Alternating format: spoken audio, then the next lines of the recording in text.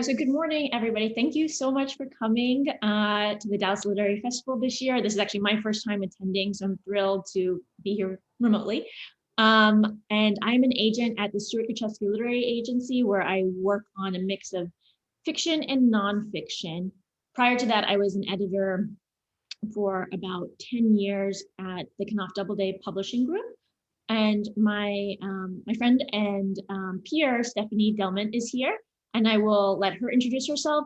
And then we have a couple of more people who may be signing on to be part of the panel, but if not, then Stephanie and I will just make it maybe a more of an informal conversation. Yeah, that sounds great. And thank you, Melissa, for inviting me to join you on this. My name is Stephanie Delman. I'm an agent at Sanford Greenburger Associates, and I have been there since 2012. And I represent mostly fiction, like 70% fiction and 30% nonfiction, upmarket, literary, a lot of genre bending, sort of slightly speculative elements in my fiction and in my nonfiction. And I am excited to be here. Awesome. And I saw David is here. We just are doing introductions. So if you just want to give a brief bio, that'd be wonderful. Yeah, sorry, I thought I had pasted the right number into my calendar and I clicked. No, you're perfect. Hi, David Hale Smith here. I am from Dallas. I grew up in Dallas and went away to Kenyon College in Ohio, and with dreams of being a writer one day. And while I was there, I had a professor who talked a lot about his literary agent and the role that his agent had in his career as a writer, which got me interested in the business of publishing. So I came back to Texas and was trying to figure out how I would get up into the New York scene back in the early 90s. And I ended up doing an internship for an agency in Dallas that did a lot of commercial market, sort of platform driven nonfiction, which was a great experience. After a couple of years of interning, I sort of started becoming a baby agent, and I started my own agency in 1994. And thought I knew what I was doing and learned a hell of a lot the first 5 years and got things up and running. And I have my own shop for 16 years based in Dallas, selling mostly commercial fiction, occasional literary when I could find it, a lot of genre, especially mystery, thriller, suspense. And then about half my list developed as commercial nonfiction, everything from prescriptive, self-help, personal finance, diet, health, to cookbooks, to my other favorite thing to do, which is narrative nonfiction, representing a lot of journalists writing long form stuff. And I've pretty much done that for the rest of my career. I think both of those things, the commercial fiction and the narrative nonfiction, lend themselves to film and TV adaptation. So I started selling film rights to my client stuff right away, way back in the mid 90s. And I've always been pretty active going out to LA for film and TV rights. And then in 2010, after 16 years of running my own agency, I started having some interesting conversations with some bigger agencies in New York and ended up merging my company with Inkwell Management in New York. So my agency partnered up with Inkwell, and I've been a part of the Inkwell group since 2010.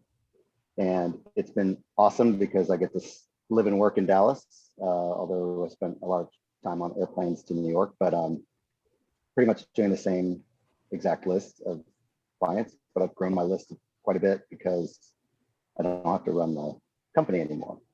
So royalties and accounting and legal, I'm still a part of all that, but it's not my job 3 or 4 days a week like it was after I had my agency going. So sorry about the long ramble, but that's my story. Well, I love that you are based in Dallas. I'm a fellow Texan, but Houston, so don't hold it against me. But I do feel like you mentioned your love of narrative nonfiction, and it's hard to think of a better monthly magazine than Texas Monthly to find brilliant writers to write for long projects. So I think we have one more agent, but I don't think she has been able to join. So we'll just go ahead. And maybe if it feels like, we need an extra perspective, maybe I'll jump in a little bit on my end, but I bet it'll be fine with just the two of y'all. So this may look a little bit different in pandemic times, but I just kind of wanted to start by asking, what does a normal day for the two of you look like? Yeah, so caveat that there is no normal day really, but I'm not going to give you like a hard especially time. after the last year. Yeah, for sure. But I would say probably my morning is kind of catching up with the leftover emails from the day before, whether that's client emails or planning kind of the day ahead. Usually I have a morning meeting, whether that's like with my whole agency, just checking in. We have a smaller group meeting for those of us sort of actively submitting, and we just kind of, it's like a venting / ideas session of I'm going out with this project, or I have this problem with this editor, or how do we work through something together and kind of mind meld, and then checking in on projects, whether things that are out on submission, or maybe it's sending emails to editors who have things that they're working on for me, a manuscript that they're editing, and I want to see how things are going. I talk to my foreign rights director a lot because I'm heavily involved in our foreign rights. That's sort of how I came up in the business under Heidi Lang, who's the president of our agency, and she has a really strong background in foreign rights. So she represents big commercial thriller writers, Dan Brown, Brad Thor. And when I was starting off under her, I helped sell those foreign rights. And for instance, Dan Brown is published in 55 languages. So that was that was very interesting.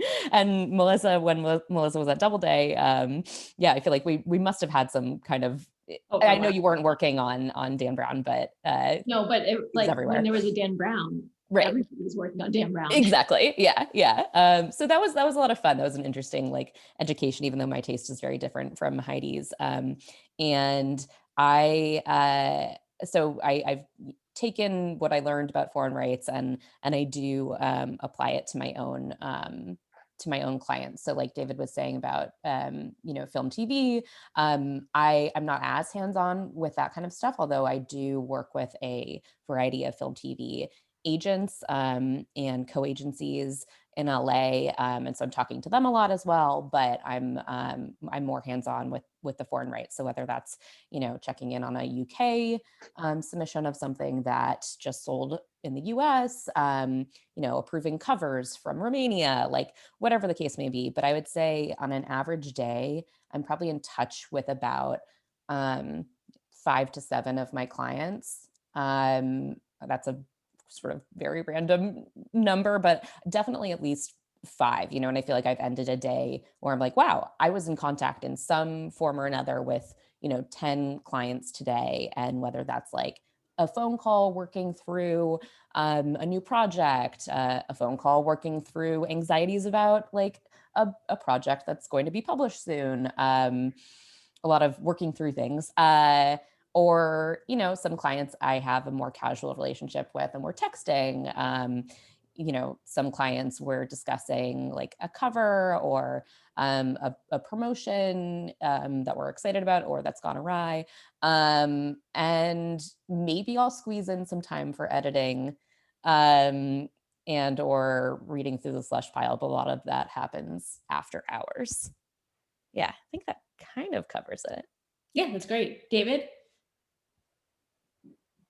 Yeah, I mean, that sounds like a carbon copy of my day. I thought that one of the benefits I thought I would gain from joining a bigger group that would, where I wouldn't have to be, micro involved in every detail of contracts and royalties and things like that, would be more time for editing and developing a client's projects. So I do try to focus on that because it always makes a difference when you go out to sell a project, if it's really been buffed and polished to a high sheen.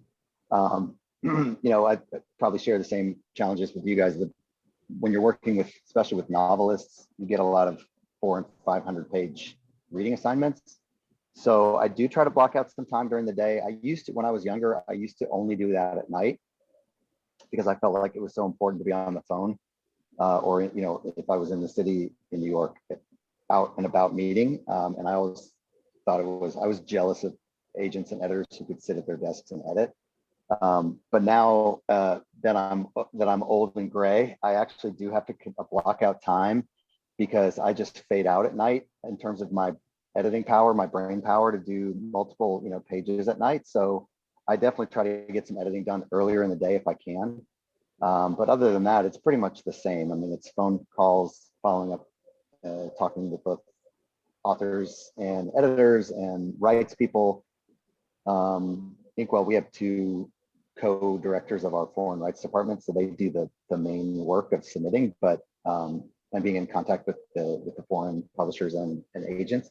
But we, as the agent for the project, have to make sure everything is ready to show. So we have to make sure all the catalog copies there and all the data points on how we're going to shop something abroad and explain it abroad and talk about it. So there's a lot of internal conversations about that stuff, making sure that that those details are ready, and then looking at covers, looking at cover copy.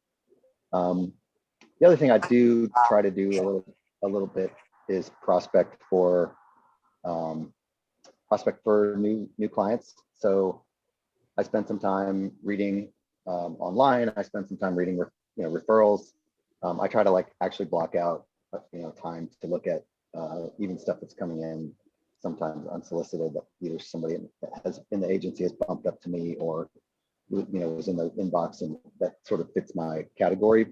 But other than that, it's a lot of I feel like an air traffic controller, just a lot of managing of details and routing things, and hearing a concern from an author, calling the editor to talk about the concern if it's something sensitive that the author didn't want to directly handle herself or himself, and then talking to the editor about it, and then getting feedback to the author, and then maybe doing a follow-up call with all three of us to resolve the issue. There's a lot of management stuff like that. Yeah, that definitely resonates. And it can be an enjoyable piece of it to be in contact with so many people on the regular, but also it is, I don't think anyone would say it's not a huge time suck. I think we all, like David said, you either have to be very intentional about how you block out time to do the search for new projects, or the editing and developmental work, or you're doing it nights and weekends. I'm sort of in your camp, David, where I am passing out at 9:30 these days. So I am having to block out time myself. Yeah. I think it's also there's so much we need to compartmentalize, which, people do in a variety of jobs, but if I'm switching my attention between 5 different projects in one day, or, 5 different clients, then you sort of have to re-immerse yourself in each project at an even point, even if it's not editing or reading. If it's okay, I'm thinking through,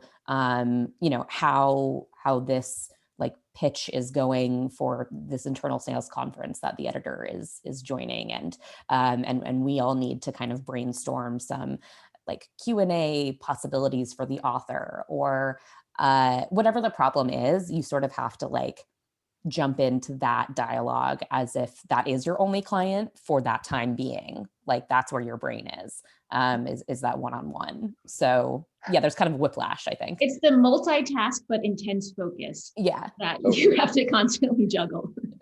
Totally. So one of you, I can't remember who, mentioned looking at the sort of general query inbox. So one of the questions I wanted to ask you is, what percentage of your clients are coming through the query inbox, or what sometimes people call the slush pile? What's coming through referrals or conferences, or, David mentioned that you're sometimes on the hunt and actually actively reaching out to authors as well. Yeah. So for me, I would say earlier in my, when I was just starting out earlier in my career, it was almost 100% queries. You kind of have to build that way. And now I can be a little bit more selective, and I am doing a little bit more seeking out, reading things online, following up on referrals. But still, over half of my clients were just cold queries. We're just coming in through the slush pile. And I still look at that. I have someone, an assistant. She's not my assistant, but like a sort of shared assistant who looks at queries with me. But I also feel like I know my taste so well, I can be very quickly judgmental. So I definitely look through the queries when I can. About half through queries. The rest probably a mixture of me seeking out and conferences, referrals, that sort of thing. That's fantastic, Stephanie. That makes me hopeful and optimistic. I have also picked a fair amount of projects from, or ended up with clients from the unsolicited, slush pile, so to speak, over the years. But it's been a long time for me since I found anything out of there, which to me, that's like the greatest romantic aspect of this, like finding, it's the proverbial diamond in the rough. You're like, wait a minute, am I reading this correctly? And this has been here, sitting here unnoticed for 2 months, and you follow up with a person, and then they're like, oh my God, I'm still looking. Yes, I'd love for you to read this. Most of the time I get almost, I'd say probably more than 60, 70% of my clients are referrals at this point. And, published authors moving around, sometimes editors matchmaking, doesn't happen a whole lot, but sometimes. And, especially on the fiction side. On the nonfiction side, I read articles, I read magazines, I follow, I'm on Twitter and social media, and, you hear about interesting things. So I am proactively going after things in that category, but probably a little bit more. And I still do every once in a while take a peek. We have a general inbox at Inkwell, which is a nightmare, but the protocol there is people are supposed to, kind of address their subject line to the agent they want it to get to.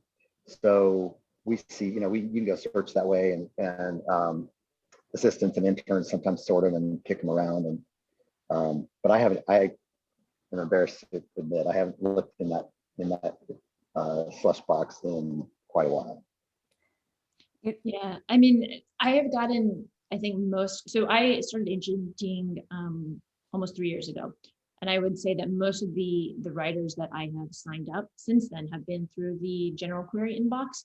But it is also like, even with a relatively small list, it's the first thing that when everything gets hectic that you sort of say, okay, I'm going to put this on the back burner.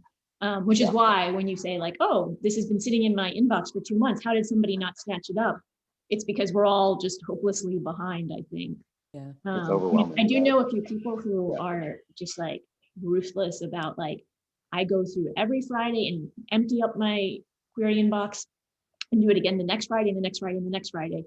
And I thought I would be like that, and then it just didn't happen. It can't be.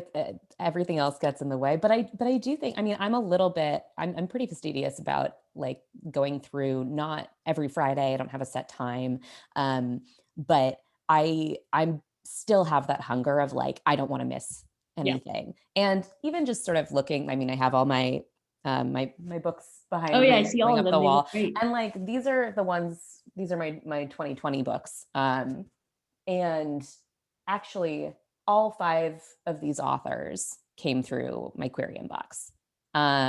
Or 2021? What year are we? Yeah, 21. These are my 21. And these are all— That's fantastic. That's fantastic. I signed them at various points in my career, and some of them are first books, some are second. Some were big sales, some were small, but it makes me really happy to find those. I always joke with Stephanie that I get annoyed with her because she keeps selling books that I want to read, and I have so little time to read as it is for fun. So she's just like, it's like candy that I can't quite, like I can see it, but I can't quite devour it. I need to ship you a box soon so that like that's really actually sitting in your office, Yes, like looking at exactly. you. Yeah. So how many queries do you guys get in any sort of given week? Or is it just completely all over the place? I went through and counted before this because you had sent that question over. I was like, I'm really curious. And this past week, I got 91 queries. So I'd say probably between 50 and 100 on a given week. Yeah. I don't even know. I haven't counted in a long time. I used to say like 75 to 100 when I had my own shop and it was all coming to me. The problem is I get like 2 or 3 referrals a week. So, you know, that's like we were talking about, that's kind of where the attention goes. And then from conferences, especially going to like professional or industry conferences like the mystery, like VoucherCon or something. Yeah. You know, you end up coming home from one of those with 10 or 15 manuscripts to read and new books from authors you want to take a look at. So yeah. Yeah, no, it can. I know I missed stuff. And Stephanie, you're giving me heartburn because of your wonderful list of projects you found. but you know, I think I don't do as many referrals. I don't get as many referrals. I also think that like even when clients refer people to me, they're like, I don't 100% know if this is for you. And I've only ever signed, I think, one person via a referral. And it's just a matter of like, I'm the only person that really knows my taste. Yeah, I mean, that's actually, I mean, this might be getting a little bit ahead of ourselves, but that's a really good point too, because a lot of the writers who are in the audience right now may be at the stage where they're thinking about querying. They might have friends who are authors who have agents. And there's that, I mean, definitely people on the agenting side, we take referrals very seriously. But like the relationship with an agent is so sort of singular, and like there's like it's almost like an alchemy to make sure that you guys are a good fit. So very often you'll get referrals to an agent. Maybe you know a friend knows them, or maybe it's another author, and it's just not going to be a good fit. Even though you know you two are friends and you've heard so many great things about them over the years. So how much written material do you think a writer should have when they're at the start of the querying process? And sort of in generalizations, I think like the Melissa, caveat of all of this is that there's no like exact, like every rule that we're going to tell you has been broken multiple times. Would you repeat that? How much written material, like as a book? Exactly. So when you're at the stage where you're reaching out, and the answer might be a little bit different depending upon whether it's fiction, nonfiction, platform, nonfiction, or whatnot.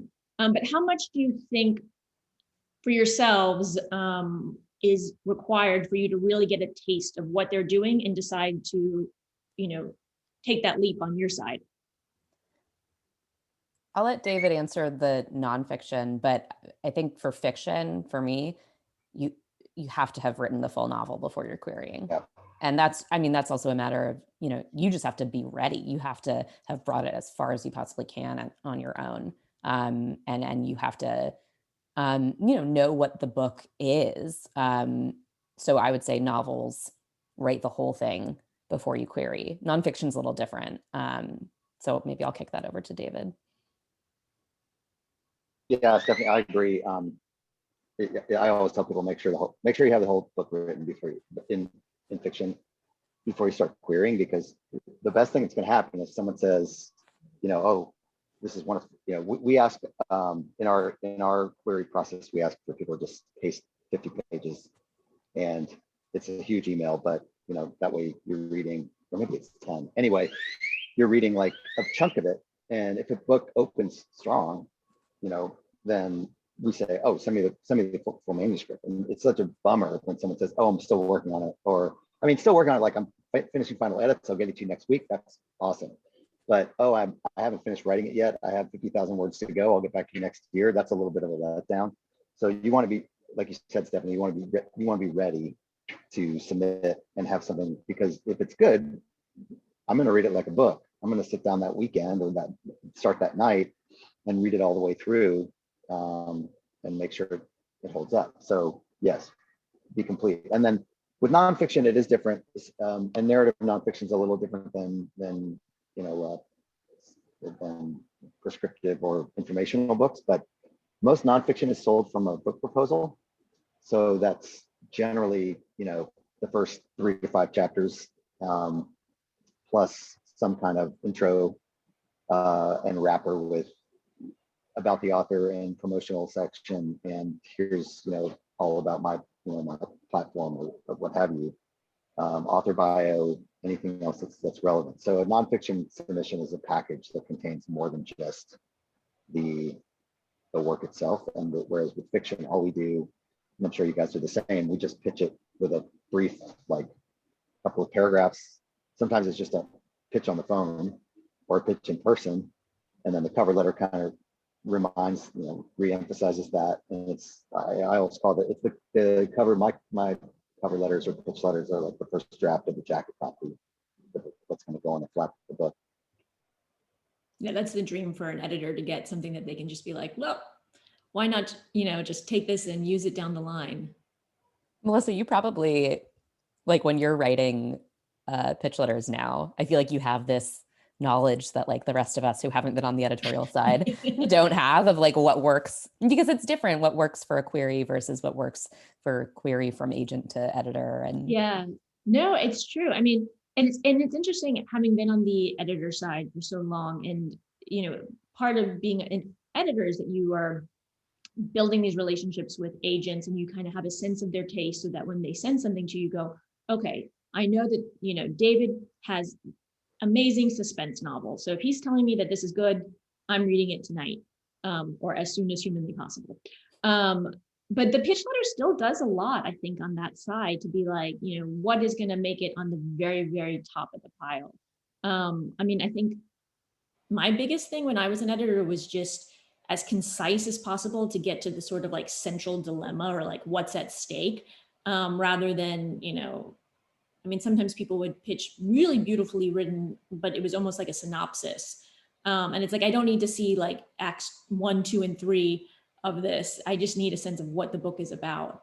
And I think that's, more or less true for queries in general. I mean, certainly agents will then, amend the query letters if it's, rambling or something like that. But I think that the more quickly you can get to the point with a query letter, the better. And just to tell the agent, like, hey, this is what I'm doing. If this sounds like it's a book for you, then, I'd love to connect. And that's kind of what you're doing on the editor side too.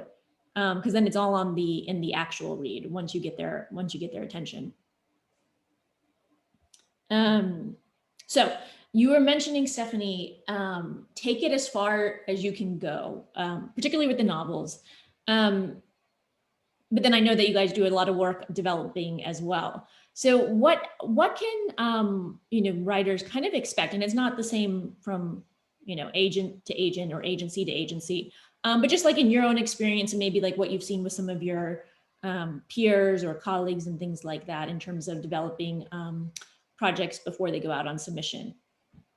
Yeah. So with fiction, even if by the time I sign something, it's like so beautiful, I feel like, oh my God, this, could in some realm be published tomorrow, we're still going to go through at least 3 rounds of edits. And again, I only speaking for myself, but, I, with sort of the knowledge that like, I am not an editor in a traditional sense, like I am a reader, and I'm going to be looking for holes that we can, that we can patch before going out on submission. And sometimes that usually starts really broad, like, okay, what are the stakes here? Are there characters whose motivations we don't understand? Are there major plot points that aren't working? You know, is there background we need or don't need? Can we cut the first 50 pages? Like really big things. I mean, if I want to cut the first 50 pages, I probably wouldn't have signed it.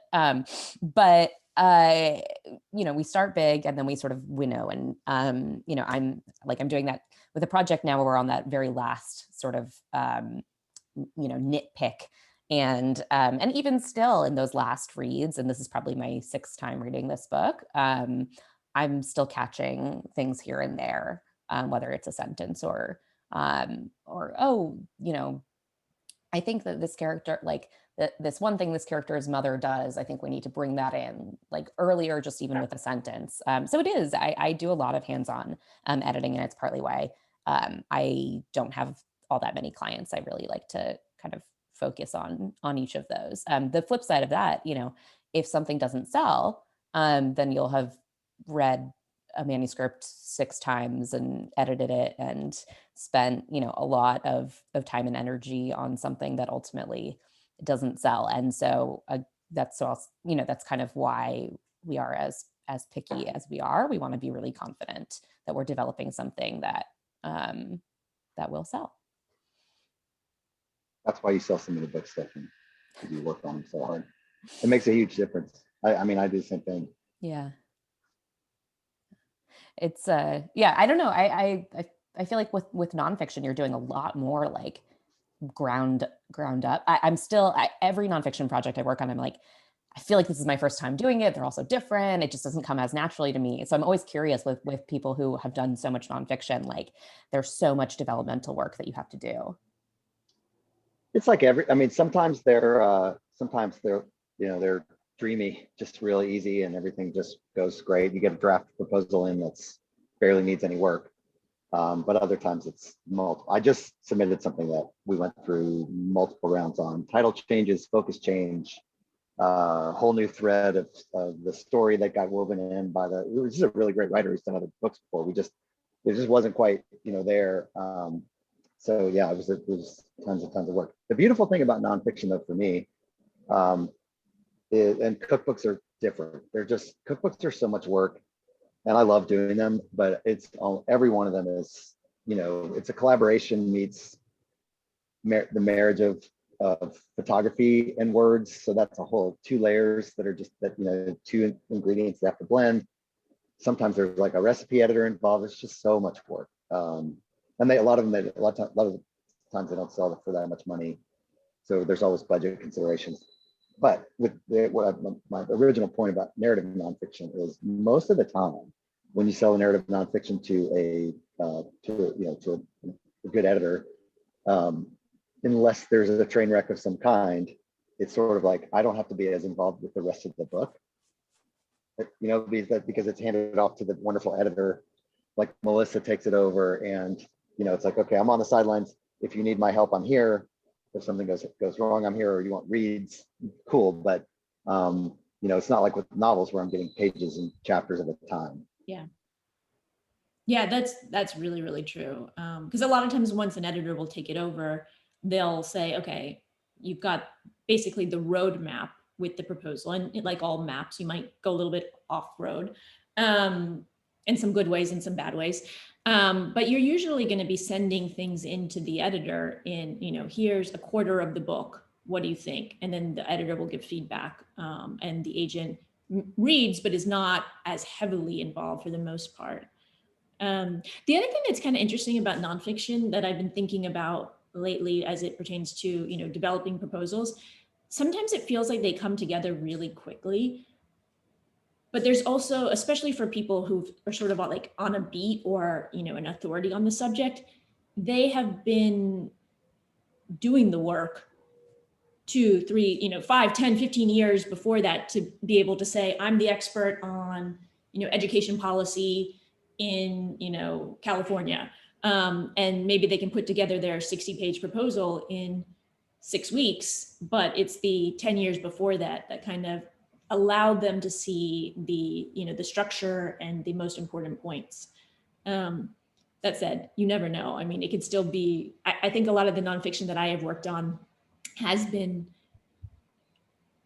you wind up going through it so many times because every word counts. Yeah. But I think maybe the more useful marker is just that usually it's at least like 6 months of some back and forth. And I think for me, it's similar to Stephanie with the novels. It usually winds up being 3 rounds.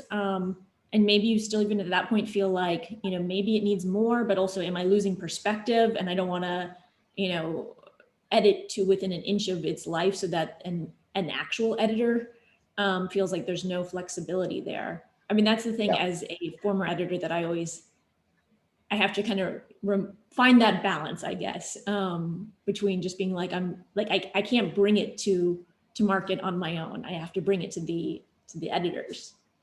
And it's tricky. So thinking about when we pass on projects that we responded to one way or the other, how seriously do you think writers who are querying should take that sort of feedback from an agent who has read the material and then passed, and then apply it to any sort of revisions and things like that? Do you guys have any sort of sense of that, just from your own experience? Like having read the full and maybe liking elements of it, but ultimately not necessarily even reading the full manuscript, but reading quite a bit of it so that you feel like you have substantial feedback. Honestly, and how often do you do it? Right. I feel like I don't, maybe I shouldn't say this, but I wouldn't take that feedback so seriously. I wouldn't take that feedback to the exclusion of, just believing in the work, because I've signed projects where the author, who's now my client, says, well, I got feedback from this other agent that wanted me to take it in a totally different direction, or that said this really wasn't working, or something that just undermined the entire book. And so you pass on something not because you're the authority on every book and exactly what's not working, but because it didn't work for you. And so I don't try to give super prescriptive feedback when I'm passing on something, unless I feel like, oh my God, this is really where it went totally off the rails and they can fix it. But at that point, I might ask to see a revised version. If I'm just passing, it's because it wasn't for me. It might be for somebody else. It probably is. Yeah.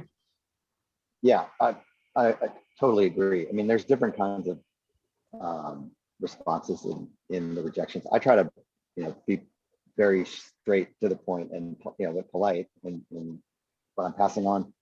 And if you get one of those that says this wasn't for me, or I didn't find it as compelling as I hoped, that means I'm passing after 10 pages or 15 pages. If you're the opposite side of that coin is if I dig in and engage and actually give you feedback and say, would you be willing to do this or that? That means I'm interested. And maybe it's a pass for now, but it's I know you're talking to other people. You might land this somewhere. If you do, awesome. If you don't find the agent you want and find a publisher eventually, and you're willing to talk about, look at it another way or take another pass at it, then my door's open. And that means, I'm willing to take another look at it, but it needs some work. Yeah, that's great. And very, I think, pretty similar to kind of how I approach it as well. I mean, I would love to be able to tell people why, but sometimes it just lost interest at some point.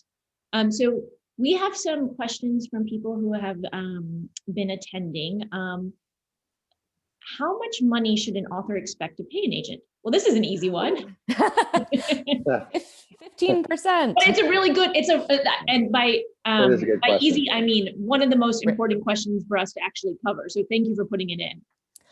No money up front. Anytime if you're talking to an agent and they're like, well, you have to pay me a few hundred before I do anything. No, we don't make a penny until you do. But your agency will take a 15% commission, 20% if it's foreign rights or film TV. I think that's pretty standard. And that comes out of the advance royalties, everything. So 15 to 20, and no fees. Don't pay an agent to do something. Yeah. Yeah. We don't make money unless you guys are making money. But yeah, You thank know, you. we- That was a really good question. Is there a we're like not? contingency Oh, sorry, lawyers. David. No, it's we're like, the model is like contingency attorneys. We take a case on, you know, on the hope that we're gonna sell it, and if we do, our fee comes out of your share of the payment, advances and royalties and rights and things like that we help manage on the back end. But there's no, and if an agency is trying to flip you to a professional editor, or writing, you know, a coaching service, just be wary of that. It's not necessarily a bad practice. It just make sure you get referrals and get examples of lots of other people who had successful experiences before you start writing a check to anybody up front for editorial. Yeah, speak with previous authors who maybe have been referred to a freelance editorial before signing with the agents, and then also just make sure that you have a very firm understanding what the agent is offering in terms of, you know, representing you once you do this work, or is it sort of represent and then they'll give you another chance, because they're amazing freelance editors, but it's expensive. Right, Melissa, and let me just say one other thing, just to be crystal clear. The kind of editing that Stephanie is talking about and that I'm talking about in terms of developing manuscripts and getting them ready to go, and I know you're the same, that's something we do as part of our service, because we're helping get that project ready to go sell it like a traditional agent. That's not something we do for free. Yeah, no, we would. And I also think that if there's any sort of in-house just program where they're telling you to pay for it, that in itself is a little bit of or not a little bit, it would be a red flag. I have been looking for agents in the acknowledgement pages of comparable books, but often I discover that the agent has left the business. Should the turnover in the industry worry me? Oh, that's an interesting question. Ooh, that's a great question. I think that's like conventional wisdom too, is to look for, you know, when you're querying, to look for agents in the acknowledgement section. And I was going to say the one problem with that, which isn't even turnover related, is that often, you know, you're sort of going for either somebody who has been in the business for ages and might not be taking new clients, or maybe they've left the business, or maybe they're, you know, the author is acknowledging the agent and their assistant has like really different taste. And, you know, you should find out what they're actually interested in. But turnover can be high.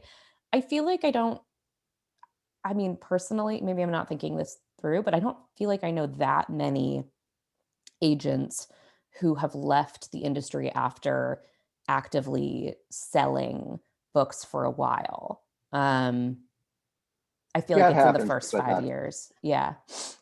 Yeah, I am one who thinks that conventional wisdom of reading acknowledgments pages works. I mean, I'm the old dog here. I've been around for a long time, but I have absolutely signed projects, and I will read something faster if somebody says, you know, I love what, you know, Blake Crouch had to say about you in the acknowledgments. I'm looking for, you know, dark matter, whatever. I'm looking for somebody an agent to partner with for a long-term career, someone who's like savvy and thinking about it like a, you know, like a career move.